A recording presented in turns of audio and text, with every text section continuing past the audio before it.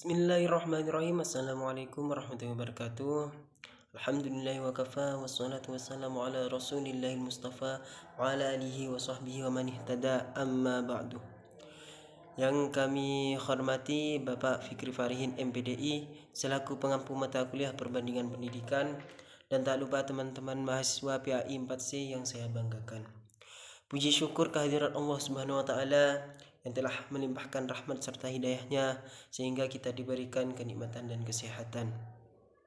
Tak lupa salawat serta salam tetap tercurah limpahkan kepada baginda kita Nabi besar Muhammad SAW yang telah membawa kita dari alam kebodohan menuju ke alam yang terang benderang dan penuh dengan ilmu pengetahuan. Langsung saja di sini saya atas nama Fauzen dengan nomor IMUDU mahasiswa 20210960119113, Prodi Pendidikan Agama Islam, Fakultas Tarbiyah, Institut Agama Islam Al-Qadiri Jember.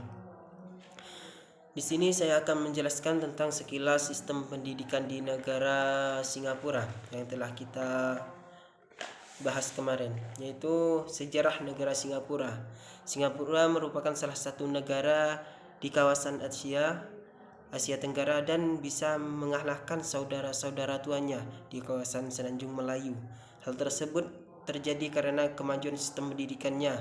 Singapura sebagai negara yang dianggap paling maju di Asia Tenggara hanya memiliki jarak kurang lebih 40 km dari barat ke timur. Jadi negara Singapura ini merupakan suatu negara yang mengalahkan negara-negara yang sudah tua, yang lebih dulu merdeka dibandingkan negara Singapura. Namun dari segi sistem pendidikan itu lebih maju Singapura, sehingga di Singapura akan sistem pendidikannya itu amat maju dan baik begitu. Selanjutnya yaitu tentang sistem pendidikan di negara Singapura. Sistem pendidikan di Singapura yaitu didasarkan pada pemikiran bahwa setiap siswa memiliki bakat dan minat untuk dikembangkan, atau bakat dan minat yang unik yaitu untuk dikembangkan. Singapura merupakan pendekatan yang fleksibel untuk membantu perkembangan potensi para siswa. Pusat keunggulan pendidikan Singapura, pusat pendidikan dunia. Selama bertahun-tahun, Singapura telah berkembang dari sistem pendidikan ala Inggris yang tradisional menjadi sistem pendidikan yang bertujuan untuk memenuhi kebutuhan individual dan mengembangkan bakat. Di sini untuk sistem pendidikan di Singapura yaitu telah dikembangkan dari sistem pendidikan ala Inggris. Jadi pendidikan Singapura itu merupakan pendidikan hampir mirip dengan pendidikan yang ada di Inggris. Dan untuk sistem pendidikannya itu menggunakan pendekatan yang fleksibel, yaitu untuk membantu perkembangan potensi para siswa.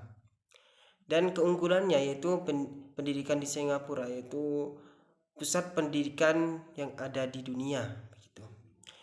Yang selanjutnya yaitu kebijakan pendidikan di Singapura, yaitu ada prasekolah, yaitu hampir sama dengan yang ada di Indonesia. Ada prasekolah, sekolah dasar, sekolah lanjutan, sekolah institusi swasta dan sekolah swasta. Sekolah prasekolah yaitu seperti taman kanak-kanak, yaitu diselenggarakan oleh taman kanak-kanak dan pusat perawatan anak, terdiri dari program 3 tahun untuk anak usia 3 tahun sampai usia 6 tahun. Jadi untuk prasekolah itu ditempuh melalui jangka waktu 3 tahun, dari umur 3 tahun sampai 6 tahun. Yang selanjutnya itu sekolah dasar, yaitu seorang anak di Singapura menjalani pendidikan dasar selama 6 tahun, sama halnya yang ada di negara kita, itu 6 tahun belajar. Namun bedanya itu terdiri dari 4 tahun tahap dasar. Pertama yaitu sekolah dasar kelas 1 sampai 4 itu ada tahap orientasi, dan untuk tahun kedua yaitu sekolah dasar kelas 5 sampai 6. Yang selanjutnya itu sekolah lanjutan.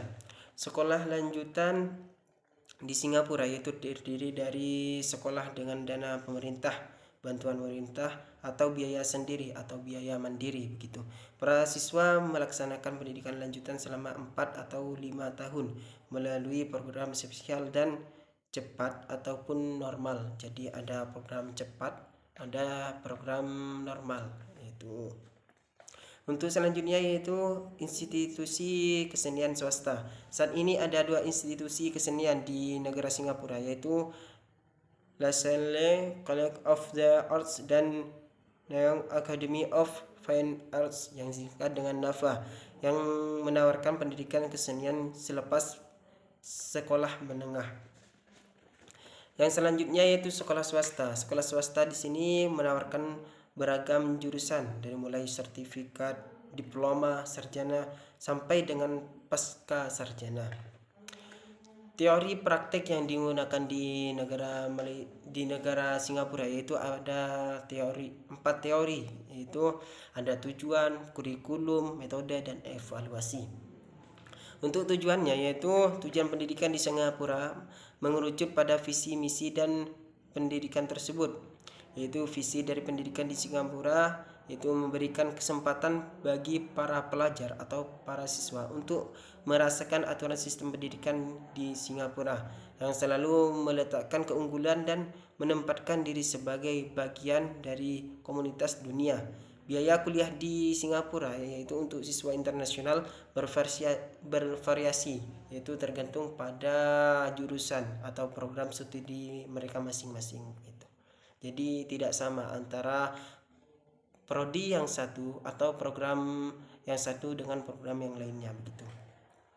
Yang kedua yaitu kurikulum. Untuk kurikulum pada tahap sekolah taman kanak-kanak menyelenggarakan 2 sesi sehari dengan tiap sesi pelatihan dari 2,5 sampai 4 jam, 2,5 jam sampai 4 jam, 5 hari setiap minggunya. Pada umumnya kurikulum termasuk program berbahasa Inggris dan bahasa asing dengan pengecualian terhadap sistem luar negeri, yaitu pada sekolah internasional yang menawarkan program taman kanak-kanak bagi anak-anak eksprivat pada tahap dasar. Kurikulum inti terdiri dari kesenian dan kerajinan tangan, pendidikan fisik, dan pembelajaran sosial. Ilmu pengetahuan sudah diajarkan sejak pengetahuan dan kemanusiaan pada tingkat lanjutan ketiga. Siswa tak dapat memilih pilihan mereka sendiri, tergantung pada apakah mereka di jurusan seni atau ilmu pengetahuan atau peniagaan atau teknik. Terapan kurikulum pada sekolah lanjutan di Singapura yaitu dikenal dengan di seluruh dunia atas kemampuannya untuk mengembangkan siswa melalui pemikiran yang kritis dan keterampilan intelektual. Yang ketiga yaitu metode.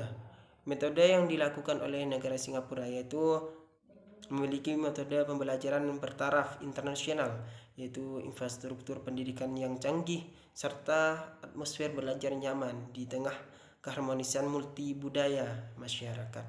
Yang terakhir yaitu evaluasi, yaitu untuk evaluasi yaitu hampir sama dengan negara kita, yaitu kalau di negara kita itu kan ada ujian nasional, di negara Singapura itu juga ada ujian nasional. Dalam pendidikan Singapura tidak menentukan kelulusan seorang karena menurut pemerintah setiap orang punya kesempatan sama untuk melanjutkan pendidikan. Jadi untuk pelajar yang sudah duduk di kelas 4 ekspres atau yang di kelas normal akademik sudah harus mengikuti 0 level test untuk lulus dari secondary school. Jadi ini yang membedakan di Singapura antara Indonesia, yaitu